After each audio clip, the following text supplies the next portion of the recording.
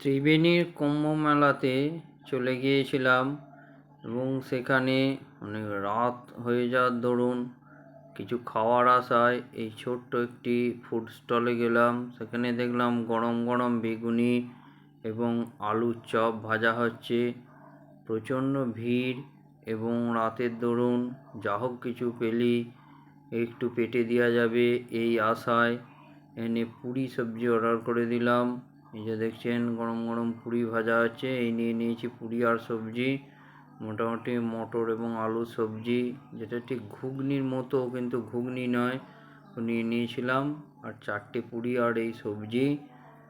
খিদের দরুন এবং শরীর ক্লান্ত থাকার জন্যে রাত্রিবেলায় তাই অমৃত লাগছিল খেতে। তাই এই পুরি সবজির ভিডিওটা আপনাদের করে একটু দেখালাম। আর এই পুরি সবজির দাম দাদারা নিয়েছিল 20 টাকা 4টে পুরি এবং তার সঙ্গে সবজি। ভিডিওটা ভালো লাগলে লাইক কমেন্ট শেয়ার করবেন।